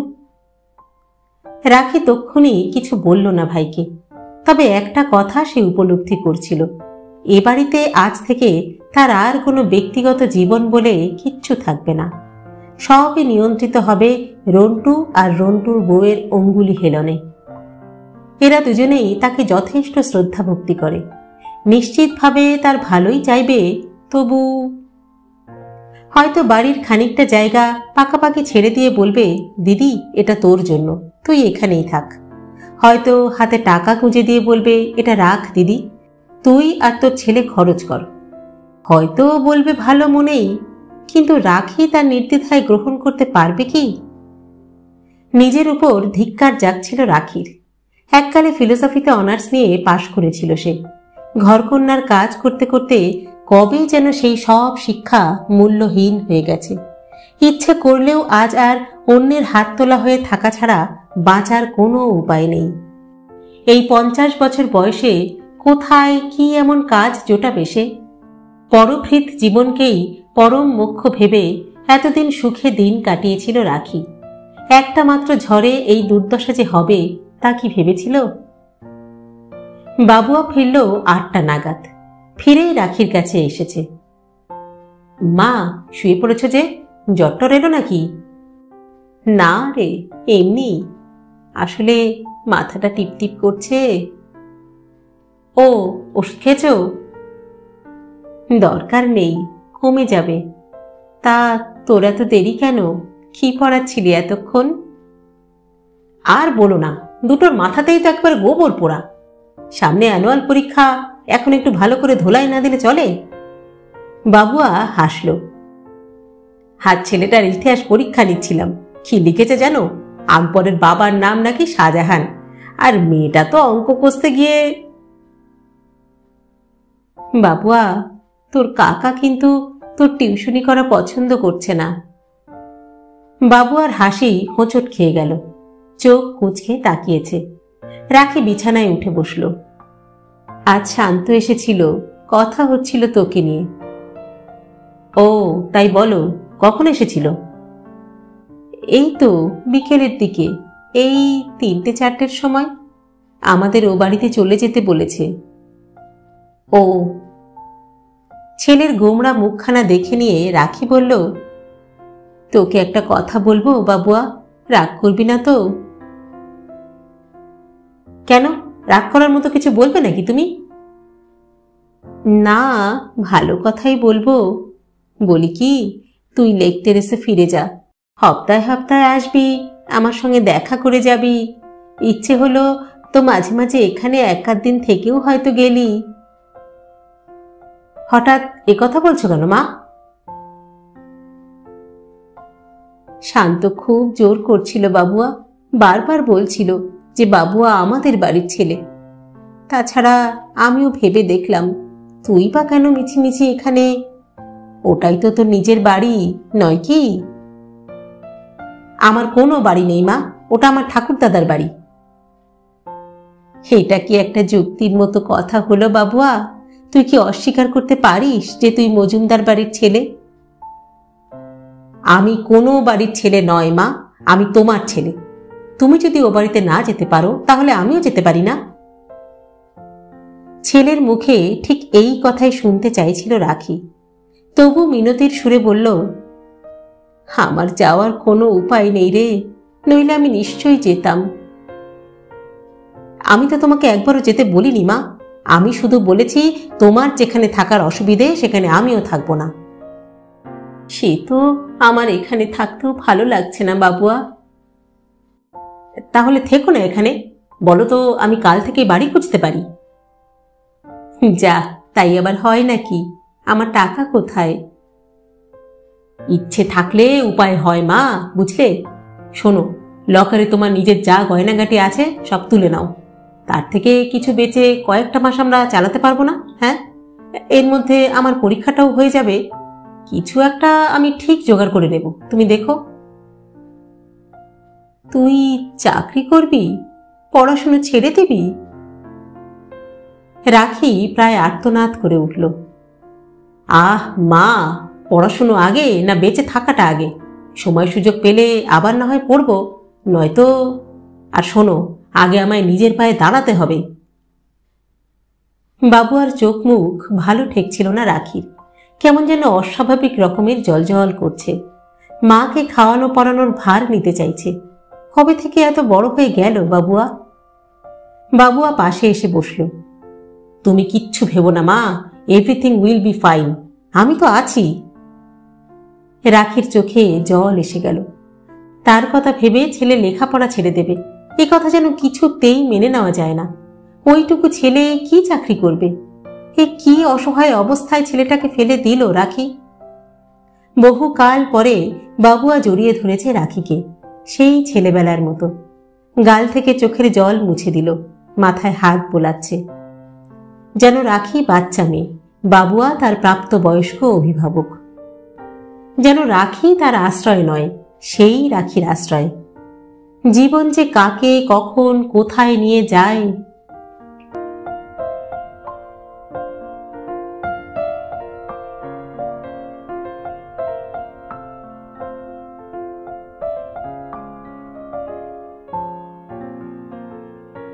দই, এই দই, শোন।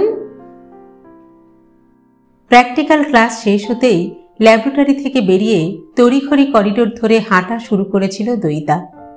মৈত্রেয়ীর ডাক শুনে ফিরে তাকালো।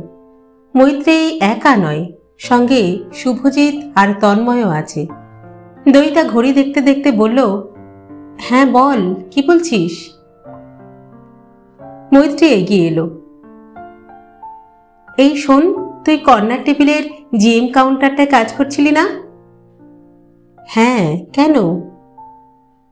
তোর ডেটাটা দেখি, আমার রেজাল্টটা ঠিক আসছে না রে। দইতা ব্যাগ থেকে খাতা বের করে মৈত্রীকে দিল। করিডোরে আলো কম, ধারের জানলায় সরে গেল মৈত্রী, মন দিয়ে দেখছে খাতা। শুভজিৎও ঝুঁকে চোখ রাখল। দইতার রিডিংগুলো সাজানো গোছানো নেই, খুঁজে বার করতে অসুবিধা হচ্ছিল মৈত্রীর। নিজের নোট বই খুলল, মেলাচ্ছে। তন্ময় আর দইতা কথা বলছিল। তন্ময় লেখাপড়ায় খুব সিরিয়াস, কথাবার্তার ভঙ্গিও বেশ গেজো ধরনের। গম্ভীর মুখে সে জিজ্ঞাসা করল, এই তুই চলে যাচ্ছিস নাকি? আজও পিএসের ক্লাসটা করবি না? আরে ধুত, আমার বোর লাগে। দইতা প্রসঙ্গটা এড়াতে চাইল। যতই লাগুক পিএসের নোট কিন্তু সলিড, আর কিন্তু বই খাটার কোনো দরকার হয় না। আরে নোট তো নিবি, কাল তোর খাতা থেকে আমি টুকে নেব। তা নিস। তন্ময়ের মুখ আরো গম্ভীর। কিন্তু তুই আজকাল খুব ক্লাস বাঙ্ক করছিস, তুই প্রবলেমে পড়ে যাবি কিন্তু। আরে যা, ওর আবার প্রবলেম কি? মৈত্রীর মন্তব্য উড়ে এলো। দইর এখন বড় নাওয়ে খুঁটি বাঁধা আছে, কিংবা বলতে পারিস বড় খুঁটিতে ওর নাও বাঁধা আছে, বুঝলি? দইতা শুনেও না শোনার ভান করল। হস্টেল ছেড়ে আসার পর থেকে সে আর বোধিসত্ত্ব এখন গোটা ক্যাম্পাস টাউনের চাটনি খবর। অহরহ এরকম ছুটকো ছাটকা টিপ্পনির সম্মুখীন হতে হচ্ছে তাকে। প্রাণপণে চোখ কান বন্ধ রেখে উপেক্ষা করার চেষ্টা করে দইতা। তবু কখনো কখনো গায়ে বিঁধে যায় বই কি, কিন্তু উপায় নেই। মাস দেড়েক আরও এভাবেই কাটাতে হবে, অন্তত ফাইনাল পরীক্ষাটা না হওয়া পর্যন্ত। মৈত্রীর চোখ আবার খাতায় নেমে গেছে, নির্লিপ্ত ভঙ্গি, কোনো তাড়াহুড়ো নেই যেন। দইতা আর একবার কবজি উল্টল। 10:25। অধৈর্য গলায় বলল, এই শোন, খাতাটা তুই রেখে দে, কাল নিয়ে নেব। মৈত্রী বলল, না বাবা, তোর জিনিস তুই নিয়ে যা, আমার আবার কোথায় মিসপ্লেসড হয়ে যাবে। তাহলে একটু তাড়াতাড়ি কর প্লিজ। ওয়াই সো হারি? হ্যাঁ, গিয়ে কি এখন স্যারের লুঙ্গি কাচতে বসবি নাকি? দপ করে চোখে আগুন জ্বলে উঠল দইতার। চোয়ালে চোয়াল চেপে সামলালো নিজেকে। ছো মেরে কেড়ে নিল খাতা। মুখ ঘুরিয়ে চলে যাচ্ছে হনহন করে। পিছনে সমবেত হাসির রোল। দইতার কানে বিষ ঢালছিল। অসহ্য, অসহ্য। কোনো দিকে না তাকিয়ে দইতা ইউনিভার্সিটির গেট পেরোল। মাথা রাগে ঝাঁঝা করছে। দইতা বোধিসত্ত্বর সঙ্গে আছে কি নেই, দইতা বোধিসত্ত্বর ঘর ভাঙল কি গড়ল, তা নিয়ে এদের এত কিসের মাথা ব্যথা? মাথা ব্যথা নয়, জ্বলুনি, হিংসে। হিংসে জ্বলছে সব। বোধিসত্ত্বর মতো এক বিশাল মাপের মানুষ এখন শুধু দইতার অধিকারে, এটা যেন কারোর সহ্য হচ্ছে না। চিরশ্রী যে চিরশ্রী, সে পর্যন্ত কথা বন্ধ করে দিল। হস্টেল থেকে যেদিন বইপত্র জামাকাপড় নিয়ে বেরিয়ে এলো দইতা, সেদিন কি তার জ্ঞান দেওয়ার বহর! বাপস রে, তুই ঠিক কাজ করছিস না দই, মোহে তুই অন্ধ হয়ে গিয়েছিস। ওরে আমার ঠাকুমা রে, কথা বলবি না বলিস না, তাতে দইতার ভারী বইয়েই গেল। বাড়ি পৌঁছে দইতা দেখল রূপচাঁদ ভাত আর ডাল করে ফেলেছে। আলু, কপি, কড়াইশুঁটিও কেটে কুটে রেডি, দইতার প্রতীক্ষায়। দইতা কোমর বেঁধে রান্নায় নেমে পড়ল। খাতা বই ঠাই ঠুই করে ছুঁড়ে দিয়েছে সোফায়। সালোয়ার কামিজের উপর বেঁধে নিয়েছে অ্যাপ্রন। ধোঁয়া ওঠা তেলে কপি আলু ছাড়ল। নাক কুঁচকে মাছটাকে দেখল একবার। কই মাছ, বিচ্ছিরি বাঁকা বাঁকা কাঁটা, গাটাও কেমন যেন হড়হড়ে। কাঁচা অবস্থায় আঁশটে গন্ধও আছে। রোজ মুরগি খেলেই তো হয়, কেন যে বোধিসত্ত্ব এত মাছ খেতে ভালোবাসে? নুন হলুদ মাখানোই আছে। কড়ায় একটা একটা করে মাছ ছাড়ছে দইতা, আর সভয়ে 3 পা করে পিছিয়ে আসছে। বাপস রে, কি জোর ফাটে! পরশু পোনা মাছ ভাজতে গিয়েই হাতে ইয়া বড় একটা ফোসকা পড়ে গিয়েছিল দইতার। খুন্তি নিয়ে সন্তর্পণে একটা মাছ উল্টে দিয়ে দইতা সরে এলো। রান্নাটা বেশ ঝকমারির কাজ। প্রথম প্রথম দইতার বেশ কাহিল দশা হয়েছিল। সে একেবারেই রান্না বান্না জানে না তা নয়, ওই শৌখিন 2-4খানা পদ চমৎকার বানিয়ে ফেলতে পারে। দহি চিকেন, বাটার পনির মশালা, কপির রোস্ট, মালাই কোপ্তা। কিন্তু এইসব রান্না কি আর রোজ চলে? বোধিসত্ত্বর তো একেবারেই চলে না। তেল মশলা কম, হালকা হালকা রান্নাই তার বেশি পছন্দ। অগত্যা টাউন থেকে সহজ পাক প্রণালী একখানা কিনে এনেছে দইতা। তাই দেখে বড়ির ঝোল, শুক্তনি, আলু কপির ডালনা, পালং বেগুন, পাতলা পাতলা মাছের ঝোল মোটামুটি সবই রপ্ত হয়ে গেছে। শুধু নুনের আন্দাজটাই এখনো ঠিকঠাক হয়নি, এই যা। কই মাছ রান্না অবশ্য আজ এই প্রথম। মনে মনে একটু সমস্যাই হচ্ছিল দইতার। হঠাৎ ডাকলো, রূপচাঁদ। রূপচাঁদ ঘর ঝাড়া মোছা করছিল, দৌড়ে এসেছে। আজ্ঞা দিদিমণি। বলছি তেল কই কি করে রাঁধে জানো? আজ্ঞা না। মাছটা তাহলে কিভাবে করি বলো তো? আগে ঝোল করে দেন। ঝোল করব? পেঁয়াজ দিয়ে না সর্ষে বাটা? আগে জিরেও দিতে পারেন, মা তো জিরে দিয়ে ফুলকপি দিয়ে রাঁধতেন। কথাটা সচেতনভাবে বলেনি রূপচাঁদ, তবু দই তার কানে লেগে গেল। অজান্তেই গম্ভীর হয়ে গেল মুখ। রূপচাঁদ ঘাড় নিচু করে তার আদেশ পালন করে যায় বটে, তবু এখনো যেন মনে হয় এ বাড়িতে দইতার উপস্থিতি তার পুরোপুরি হজম হয়নি। নইলে কারণে অকারণে রাখির প্রসঙ্গ তোলে কেন সে? মাঝে মাঝে কেমন যেন অদ্ভুত চোখে তাকিয়েও থাকে দইতার দিকে, যেন আজব গ্রহের কোনো জীব দেখছে। সরলতা মাখা দৃষ্টিও কখনো কখনো এত অসহনীয় মনে হয়। রূপচাঁদের কথা মতো কপি দিয়ে ঝোল করলেই শর্টকাট হতো, কিন্তু দইতা সে পথে গেল না। পেঁয়াজ, আদা, রসুন দিয়ে কষকষে করে রাঁধল মাছ, আলাদাভাবে ফুলকপি আলুর তরকারি। কেন করল অদৃশ্য প্রতিপক্ষের সঙ্গে রেষারেষি? খেতে বসে পাছে বোধিসত্ত্বর রাখির কথা স্মরণে আসে সেই আশঙ্কায়? দইতা নিজেও ঠিক জানে না। বোধিসত্ত্ব ফিরল নিজের সময় মতোই, 11:30টায়। এসেই জুতো মোজা ছেড়ে বাথরুমে ঢুকেছে। সেখান থেকে চেঁচালো, রূপচাঁদ, এই রূপচাঁদ, গিজারটা চালাসনি কেন? হ্যাঁ? রূপচাঁদ দৌড়ে গেল। আগে বাবু, মনে ছিল না। মনে ছিল না? হ্যাঁ, বলি মন তোমার থাকে কোথায়? তোমার কান আমি একবারে ছিঁড়ে নেব। আহ, ওকে বকছো কেন? দইতা লঘু স্বরে বলল, শীত তো কমে গেছে, একদিন ঠান্ডা জলে মুখ ধুলে কি আর এমন ক্ষতি হবে? আমার হ্যাবিটটা বদলাও। বলতে গিয়েও বলল না দইতা।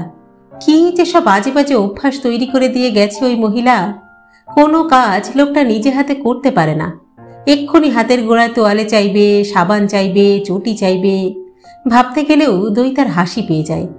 লোকটা নামেই রাশভারী, ভেতরে ভেতরে এক্কেবারে শিশু এখনো। বাথরুম থেকে বেরিয়ে খাবার টেবিলে বসেছে বোধিসত্ত্ব। মুখটা যেন একটু ভার ভার। দইতা ঝটিতেই টক দই বার করলো ফ্রিজ থেকে, স্যালাডের প্লেট সাজিয়ে দিল। চামচে ভাত তুলতে তুলতে বলল, কি অমনি বাবুর গোসা হলো বুঝি? বলছি এত রাগ কেন? হ্যাঁ? বোধিসত্ত্ব চোখ তুলল। রাগ করিনি তো। করো না। অপাঙ্গে রূপচাঁদকে দেখে নিল দইতা, তারপর চাপা স্বরে বলল, তোমার রাগ দেখলে আমার বুক কাঁপে। বোধিসত্ত্বর ঠোঁটে হাসি ফুটল, খাচ্ছে তৃপ্ত মুখে, তবু যেন মাঝে মাঝে সামান্য অন্যমনস্ক। যেন মেঘলা ছায়া পড়ছে মুখে, আবার মিলিয়েও যাচ্ছে ছায়াটা। কই মাছটা কেমন হয়েছে জানতে খুব ইচ্ছে করছিল দইতার, কিন্তু জিজ্ঞাসা করল না। বাঁধো বাঁধো ঠেকল। কেন নিজে থেকে কিছু বলে না বোধিসত্ত্ব? দ্বিপ্রহরিক আহারের পর ঘণ্টাখানেক বিশ্রাম নিয়ে বোধিসত্ত্ব আবার ইউনিভার্সিটিতে যায়। এটাই রুটিন। আজ অবশ্য শুলো না, স্টাডি রুমে বসে সিগারেট খাচ্ছে। দইতা খেয়ে উঠে স্নানে ঢুকেছিল, বেরিয়ে একটু অবাকই হলো। চুল আঁচড়াতে আঁচড়াতে স্টাডি রুমে এসেছে। মুচকি হেসে বলল, বসে কেন, শোবে না? না, ইচ্ছে করছে না। ভাবছো কিছু? না। বোধিসত্ত্ব হাত বাড়িয়ে দইতাকে কাছে টানল। তোমার আজ ক্লাস নেই? যাব না। কেন, কোনোদিনই তো সেকেন্ড হাফে যাচ্ছ না, আননেসেসারি ডুব মারছ কেন? দইতা মনে মনে বলল, আমার আজকাল আর ইউনিভার্সিটি যেতে ভালো লাগে না, সকাল বিকেল কখনো না। মুখে বলল, এখন তো সব থিওরি ক্লাস, না গেলেও তো চলে। সে কি কথা, ফিজিক্স নিয়ে পড়ছো, এদিকে থিওরি ক্লাস না করলে চলবে? তুমি তো আছো। দইতা আদুরে বালিকার মতো বোধিসত্ত্বর কোলে বসল, দুহাতে গলা জড়িয়ে ধরেছে, ফিস ফিস করে বলল, তুমি আমার সব পেপার পড়িয়ে দিতে পারো না? দইতার মাদক গন্ধে চকিতে আচ্ছন্ন বোধিসত্ত্ব, কণ্ঠ থেকে অধ্যাপকের সুর হারিয়ে গেছে। চটুল স্বরে বলল, এখন কোন পেপারটা পড়বে? তুমি বলো। বোধিসত্ত্বর চোখ থেকে চশমাটা খুলে নিল দইতা। বোধিসত্ত্ব আলগা চুম্বন করল দইতাকে। ক্রমশ গাঢ় হচ্ছে চুম্বন, ঠোঁট ঘুরছে ঠোঁটে, গালে, কপালে, চোখে, গলায়। নাইটির উপর হাউসকোট জড়িয়ে আছে দইতা, চপল হাতে আবরণ সরাচ্ছে বোধিসত্ত্ব। তার ঈষৎ খসখসে ত্বকের ছোঁয়ায় শিরশির করছে দইতার শরীর, বুজে গেছে দু চোখ। মাঘের দুপুরে আপ্লুত হচ্ছে চেনা ভালো লাগায়। হঠাৎই ষষ্ঠ ইন্দ্রিয়ের ঝাঁকুনিতে সচকিত হল দইতা। স্টাডি রুমের দরজা ভেজানো নেই, পর্দা দুলছে মৃদু মৃদু, ফাঁক দিয়ে এক ছায়ামূর্তি দেখা যায়। সঙ্গে সঙ্গে দইতা ছিটকে সরে গেছে। কামার্ত বোধিসত্ত্ব বিহ্বল মুখে বলল, কি হলো? দইতা দরজার দিকে ইশারা করল।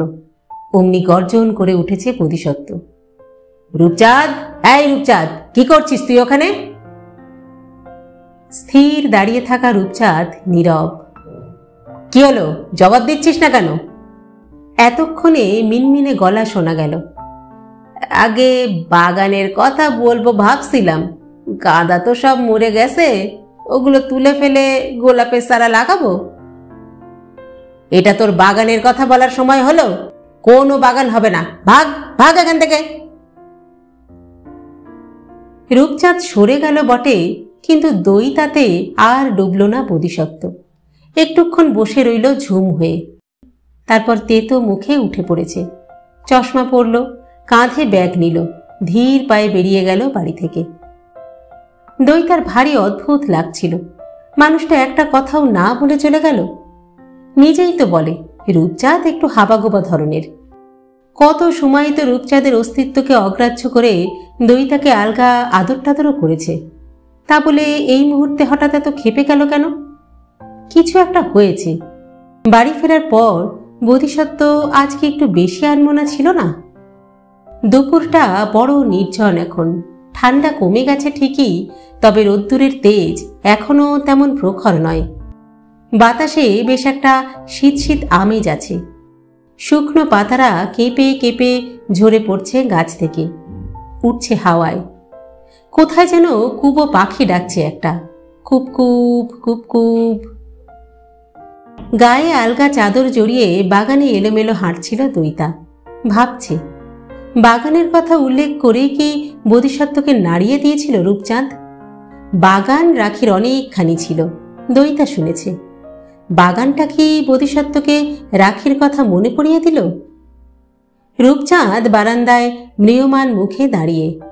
দইতা তার কাছে গিয়ে নরম গলায় বলল, ঠান্ডা তো কমে গেছে, এখন কি গোলাপ ফুল ভালো হবে রূপচাঁদ? রূপচাঁদ করুণ চোখে তাকালো। গোলাপ তো 12 মাসই হয় দিদিমণি। গোলাপের তো অনেক হ্যাপা, গোলাপ গাছের যত্ন করতে জানো? আগে মা সেই গিয়েছিলেন, মার বড় গোলাপের শখ ছিল কিনা। এবার কি রূপচাঁদ ইচ্ছে করেই বলল কথাটা? দইতা বুঝতে পারল না। মা, দিদিমণি শব্দগুলো কোন এক গ্রন্থিতে গিয়ে যেন আঘাত করে, মন বিস্বাদ হয়ে যায়। ঘরে এসে বিছানায় গড়িয়ে পড়ল দইতা। বাইরে হাওয়া বইছে এলোমেলো, মাঘের হাওয়া। আওয়াজ বাজছে সরসর, বাতাসটা যেন বুকের মধ্যেও ঢুকে পড়ছে। মাসখানেকের ওপর হয়ে গেল, এখনো এবাড়ির সর্বত্র শুধু রাখি রাখি রাখি। রান্নাঘরের প্রতিটি হাতা, চামচ, থালা, বাটিতে রাখির ছোঁয়া। বাড়ির প্রতিটি দরজায়, জানলায়, দেওয়ালে, পর্দায় রাখি প্রখরভাবে বিরাজমান। আলমারি খুললে রাখির শাড়ি, ব্লাউজ, ড্রেসিং টেবিলের ড্রয়ার টানলে রাখির ক্লিপ, কাঁটা, ক্রিম, পাউডার, সিঁদুর। এমনকি এই যে এখন বিছানায় শুয়ে আছে দইতা, এখানেও দিনে রাতে সর্বক্ষণ কি তীব্র রাখি রাখি গন্ধ। আদ্যন্ত রাখিতে সম্পৃক্ত হয়ে থাকা এই সংসারে দইতা তাহলে কে? তার অবস্থানই বা কোথায়? বোধিসত্ত্ব হৃদয়ে বা ঠিক কোনখানটায় আছে সে? বোধিসত্ত্বকে সে প্রাণের চেয়েও বেশি ভালোবাসে। তার একটিমাত্র আহ্বানে আজন্ম লালিত সংস্কার, সম্পর্ক সব ত্যাগ করে চলে এসেছে। তবু এই মুহূর্তে সে বোধিসত্ত্বর কে? প্রেমিকা, রক্ষিতা, নর্ম সহচরী? সেদিন বোধিসত্ত্বর ভাই এলো বাড়িতে। তাকে দেখে সিঁটিয়ে রইল দইতা। কেন? দইতা কি পাপ বোধে ভুগতে শুরু করেছে? এখনই কি মনে হচ্ছে যে ভুল করে ফেলেছে সে? এতাল বেতাল ভাবনার মাঝে কখন যেন জড়িয়ে এলো দইতার চোখ। হালকা হালকা ঘুমের মাঝে অদ্ভুত এক স্বপ্ন দেখছিল দইতা। কলকাতায় তাদের শোভাবাজারের ফ্ল্যাটটা প্রচুর আলো দিয়ে সাজানো হয়েছে। কি বিশাল হয়ে গেছে ফ্ল্যাটটা! এ মুড়ো থেকে ও মুড়ো দেখা যায় না। কত অজস্র পরিচিত লোক ঘুরে বেড়াচ্ছে সেখানে।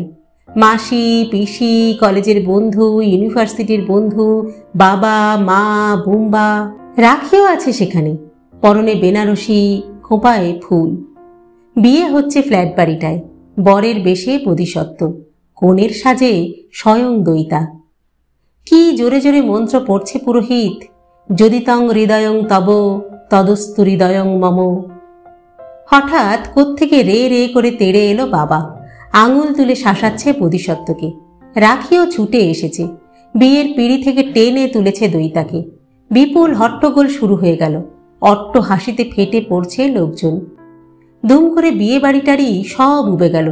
দইতা দেখল সে শুয়ে আছে শোভাবাজারের বাড়িরই নিজের ঘরে, নিজের বিছানায়। আশ্চর্য, ঘরটায় ক্যাম্পাস টাউনের এই শোবার ঘরের সব আসবাব। বাবা ঘরে ঢুকল, কাঁদো কাঁদো গলা। বলল, তোর মনে শেষে এই ছিল মুনিয়া? হ্যাঁ।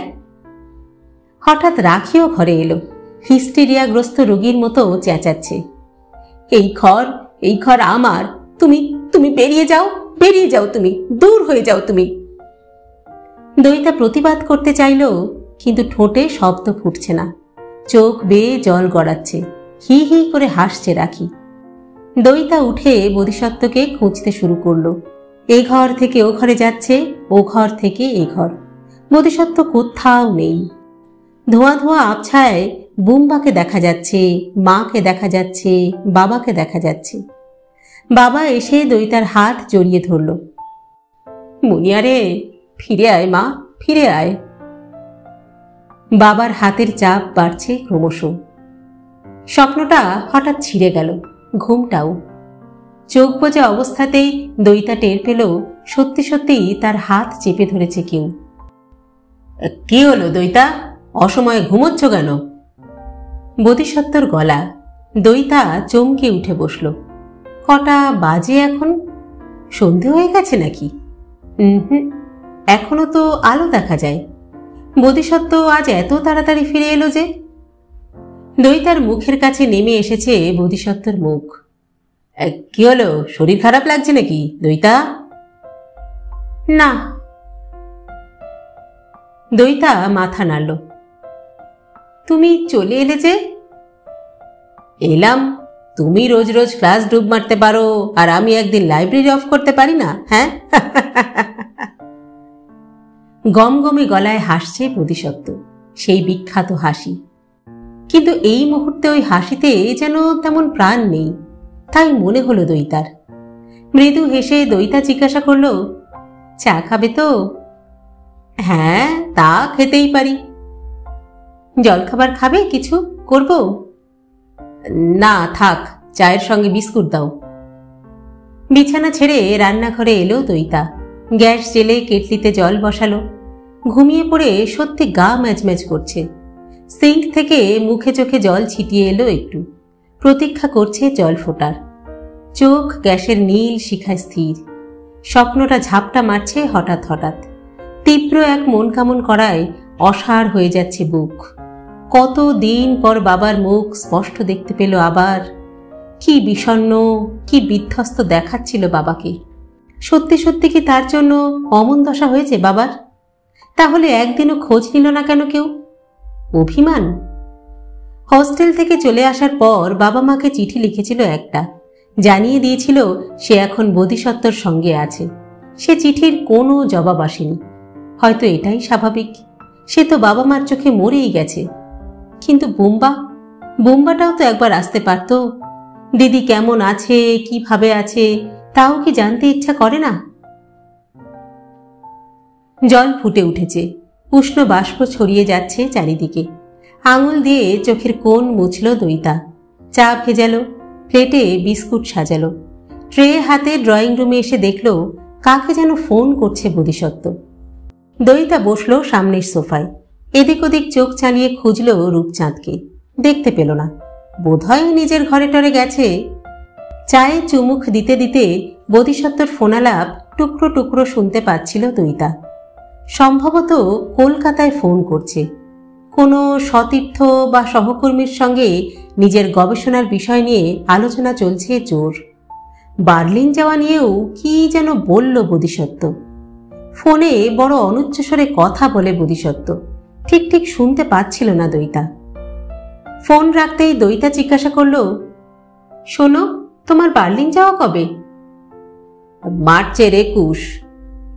বোধিসত্ত্ব সোফায় বসে কাপে ঠোঁট ছোয়ালো। কতদিন থাকবে ওখানে? মোটামুটি 2 সপ্তাহ। কোনো কারণে ট্যুর এক্সটেন্ডও হতে পারে, তবে কোনোভাবেই 1 মাসের বেশি নয়। আমি একদিন একা থাকবো? একদিন কোথায়, মাত্র তো কটা দিন। তোমাকেও নিয়ে যেতে পারলে ভালো লাগতো, কিন্তু। বোধিসত্ত্ব হোঁচট খেল। সামান্য থেমে বলল, তাছাড়া মার্চ মাসে তোমার পরীক্ষাও তো আছে। দইতা আর কথা বাড়ালো না। কেন তাকে সঙ্গে নিয়ে যাওয়া সম্ভব নয় তা সেও বোঝে বই কি। কোন পরিচয়ে বা নিয়ে যাবে তাকে বোধিসত্ত্ব? নিজের অজান্তেই মুখটা বুঝি থমথমে হয়ে গেছে দইতার। বোধিসত্ত্বও যেন কিছু আন্দাজ করেছে। নিজে থেকেই বলল, নেক্সট উইকে একবার কলকাতা যাব ভাবছি। দইতার ভ্রুতে প্রশ্ন চিহ্ন জাগলো একটু। বোধিসত্ত্ব বলল, অনেক দিন হয়ে গেল, এবার তো ডিভোর্স স্যুটটা ফাইল করতে হবে। লয়ারের সঙ্গে কথা বলে আসি। দইতা চুপ করে রইল। বোধিসত্ত্ব আবার বলল, রাখি মনে হয় কন্টেস্ট করবে না, কি বলো? অ্যালিমানি অবশ্য একটা দিতে হবে, দ্যাট ক্যান আই অ্যাফোর্ড। কথাটা দইতার শোনা। এবারও কোনো শব্দ করল না। চা শেষ করে সিগারেট ধরিয়েছে বোধিসত্ত্ব। সঙ্গে অনেকটা ধোঁয়া বুকে নিল, ছাড়ছে জোরে জোরে। একটু অন্যমনস্ক ভঙ্গিতে বলল, আরও একটা কথা ভাবছিলাম, বুঝলে? কি? এখানকার এই চাকরিটা ছেড়ে দেব ভাবছি। এবার বেশ চমকালো দইতা। অস্ফুটে বলল, হঠাৎ এমন চিন্তা? কলকাতায় থিওরিটিক্যাল ফিজিক্সের একটা ইনস্টিটিউট খুলেছে সল্ট লেকে। বিজন গুহরায় ওখানকার ডিরেক্টর। আমাকে অনেকবার রিকোয়েস্ট করেছে ওদের ওখানে জয়েন করার জন্য। বেশ লুক্রেটিভ অফার, ফ্ল্যাটও দেবে। যেটুকু পড়ানো টড়ানোর ব্যাপার থাকবে তাও ফর খুব সিলেক্টেড ফিউ। আমার কাজকর্মের জন্য অনেক বেশি সময় পাব। এতদিন আমি না না করেছি, কিন্তু এবার ভাবছি ওটা নিয়েই নিই। তোমার কি মত? দুপুর থেকে জমে ওঠা মনের মেঘ পলকে উধাও। দারুণ খুশি খুশি গলায় বলল, হুমা, সে তো খুব ভালো হবে। আমার এখানে একদম ভালো লাগছিল না, জানো? জানি তো, বুঝতে পারি তো। তোমার কথা ভেবেই না আমি আরো। বোধিসত্ত্ব আলগা হাসল। বাইরে আধার নেমেছে। ঘরের আলো এখন বেশ কম। আবছায়ার মাঝে নীলচে ধোঁয়ার মেঘ। সেই মেঘের আড়াল থেকে যেন বোধিসত্ত্ব বলল, নতুন সংসার গড়তে গেলে নতুন পরিবেশই ভালো, কি বলো? ঠিকই তো, বটেই তো। দইতার মুখ উজ্জ্বল হয়ে উঠেছে। আমি নিজেই তোমাকে কথাটা বলবো ভাবছিলাম জানো। বলতে বলতে অল্প অল্প মাথা দোলাচ্ছে দইতা, বাচ্চা মেয়ের মতো। আদুরে গলায় বলল, এই আমরা কিন্তু এবারের কিচ্ছু নিয়ে যাব না। সে কি, এত সব জিনিস সব ফেলে দিয়ে যাবে? বেচে দাও, নয়তো দান করে দাও। দইতা ঝর্ণার মতো হেসে উঠল। আর নয়তো যার জিনিস তার কাছে পাঠিয়ে দাও, আমার খেলাঘর আমি নিজেই বানিয়ে নেব। বেশ, তাই হবে। দইতা নাচতে নাচতে উঠে ঘরের দুটো বড় বাতি জ্বালিয়ে দিল। উজ্জ্বল আলোয় আলোকিত হয়েছে ঘর, আলোময়ে বোধিসত্ত্বর মুখও। ইস, সারা দুপুর মিছিমিছি আবল তাবল ভেবে মরেছে দইতা। বোধিসত্ত্ব কি কখনো দইতা ছাড়া অন্য কোনো ভাবনায় উদাস হতে পারে? মোটেই না।